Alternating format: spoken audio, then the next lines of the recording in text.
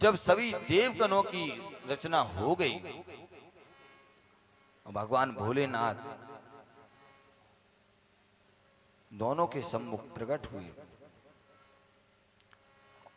और मना करी कि नहीं, सृष्टि की रचना मत करो।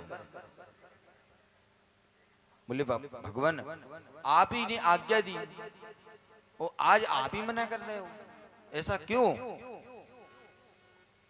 बोले अभी मनुष्यों को अगर रचना करना है, मनुष्यों की सृष्टि की रचना करना, तो इसके लिए और तप करो।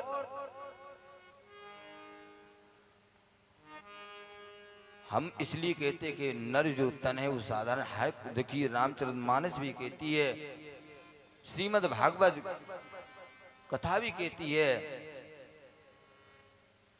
शिव महाप्राण भी कहता है, देवी महाप्राण भी कहता है, सारे प्राण कहते हैं कि जो नर तन है वो कोई साधारण तन नहीं है, पर साधारण रूपी तन को हमने समझ लिया है।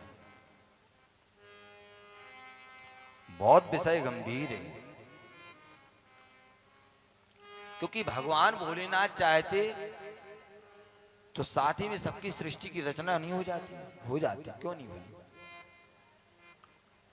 भगवान भोलेनाथ बार बार इतना तप करवा रहे भगवान विष्णु से, भगवान ब्रह्मा से, क्यों? क्योंकि वो जानते हैं कि नर तन कैसा है। जिस सिर्फ हमारा तन है, पर इसमें कितना परमात्मा ने सुता वास किया है। इसलिए कहते जो आत्मा है ना, आत्मा को हमने बताया था पहले कि आत्मा को परमात्मा कहा गया। एक जो परमात्मा भोले शंकर नाथ ने अपना डाला है, वो आत्मा ही अंश है। वो किसकी अंश है? वो परमात्मा की साक्षात शंभू की अंश है। शिव शंभू का अंश इसमें है, इसलिए कहते नरतन। क्योंकि भगवान भोलेनाथ को भय था। भगवान भोलेनाथ जानते थे कि जो लोग अगर पृथ्वी लोक में जाएंगे तो अपने अपने कार्य में लगेंगे और हमारा भजन नहीं करेंगे। और अगर हमारा जीवन जो है, देखिए ऐसा नहीं है कि सृष्टि की रचना तो होती आई, हम सभी कर रहे हैं, पर इसका समझने का खेद है क्या? हम सिर्फ जो लगे हैं, सिर्फ अपने भोग में लगे हैं, अन्य कारों से हमें कोई लेना देना है ही नहीं। अपनी मन मस्ती करना जिसे कहते हैं, अपने मन का करना। हम कभी ये सोचते ही नहीं है कि जो हम कर रहे हैं ये कोई कर नहीं रहे, ये कोई कराने वाला है। हम नहीं कर रहे, ये कोई और है जो करा रहा है।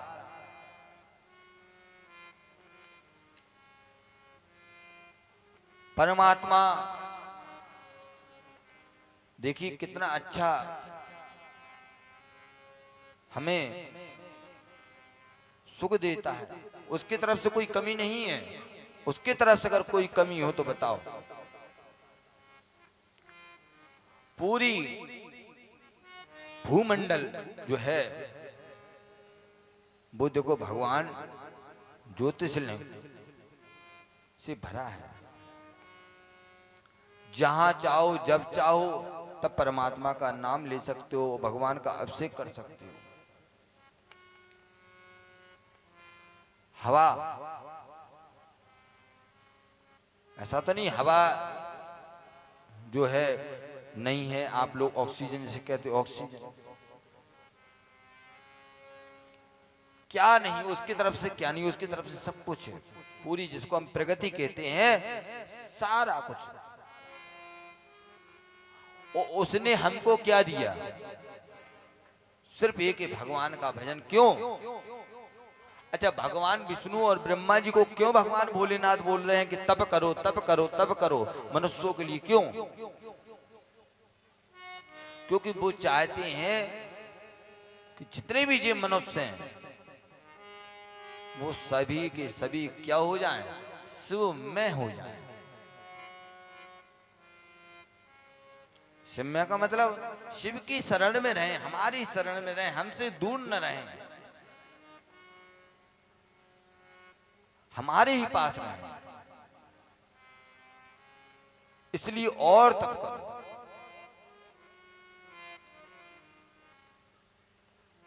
भगवान विष्णु कहते हैं, परमात्मा आपने इतना तप कराया है और फिर भी कहते हैं कि और तप करो, ऐसा क्यों? क्योंकि जो ये मनुष्य हैं उनके ऊपर किसी प्रकार के विकार ना हो, उनके ऊपर किसी प्रकार का कष्ट ना हो, किसी प्रकार का प्रभाव ना हो। अगर कृपा हो तो हमारी हो, सदा उनको सुख मिलता रहे।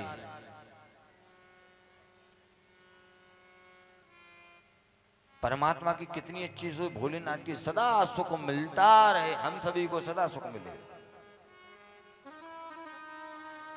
पर सुख कब मिलेगा? सुख तो तभी मिलेगा जब भगवान भोलेनाथ के हम हो जाएंगे, तब भगवान भोलेनाथ के हम हो जाएंगे, भगवान श्री सीताराम के हम हो जाएंगे, तब भगवान राधे श्याम के हो जाएंगे, तब। ऐसा नहीं है, किसी भी रूप में आप पूछ सकते हो, किसी भी रूप में उनके हो सकते हो। इतने जो रूप है उनके, वो सिर्फ इसलिए ही है कि अगर भगवान शंकर, पता पड़ी भगवान शंकर का दूर है मंदिर और पता पड़ी राधा कृष्ण का पास है, तो कोई बात ना जाओ, दूर पास ही पूजो। आपके लाने तो सरल है, बिल्कुल सरल से सरल है। ये जरूरी नहीं है भगवान के, अगर वहां पर भगवान कृष्ण के मंदिर को पूजोगे तो भगवान प्रसन्न उतने ही होंगे। भगवान चाहते ही यही है, इसलिए तो अनेक रूपों में भी प्रकट हुए हैं, अनेक रूप हैं उनके, और ऐसे ऐसे रूप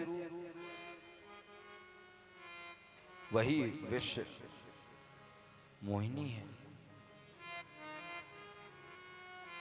अच्छा, जब पृथ्वी जल में जो डूबी तो परमात्मा को जो अवतार लेना पड़ गया, वो क्यों? हंस का।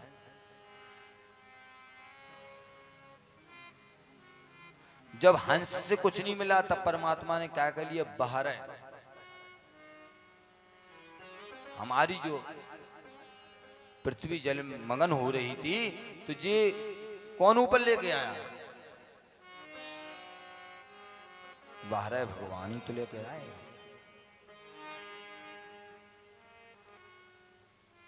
क्योंकि उन्हीं में इतनी शक्ति थी। ये जितने भी परमात्मा के 24 जो अवतार हैं, वो भी किसके लिए? वो भी हम सबके लिए हैं। उन अवतारों की महिमा, क्योंकि देखिए बार बार एक ही चीज कहना आती है कि परमात्मा की जो शक्ति है, जो भक्ति है, जो ज्ञान है, जो वैराग है, सारा का सारा कुछ किसके लिए? हम सभी के लिए है। अगर हम समझे तब, और ना समझे तो फिर तो बेकार है। तो ऐसा नहीं है आपका जीवन खराब है तो आप सोच रहे हो कि नहीं हमारे सिर्फ माता पिता ही दुखी हैं, हमारे भाई दुखी हैं, समाज नहीं। उससे कई गुना से कई गुना कौन? भगवान भोले शंकर दुखी रहते हैं। आप समझिए, अगर परमात्मा भोलेनाथ को जो दुखी करेगा तो फिर उसका बाद में क्या होगा? सोचो। अगर हम सही रास्ते न चलें, क्योंकि सृष्टि की अभिरचना बहुत बड़ी है। आप सोचने में पड़ जाओगे। पिछली बार भी आप सभी को बताया था, इस बार भी बता रहे हैं कि भगवान शंकर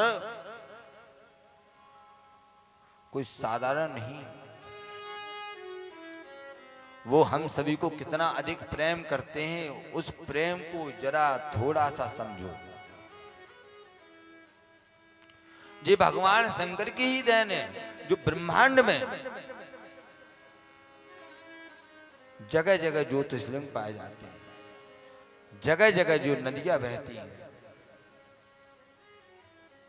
जगह जगह जो तीर्थ क्षेत्र हैं, जो ब्राह्मण हैं, जो संत हैं, जिस सब भगवान शंकर की कृपा है। भगवान शंकर की साक्षात कृपा यही है हम सभी पर। परमात्मा ने इस प्रकार से हम सभी को जीवन जो दिया है वो बहुत सोच समझ करके दिया। बोलो बोले शंकर भगवान की जय हो। कालका मैया की जय हो।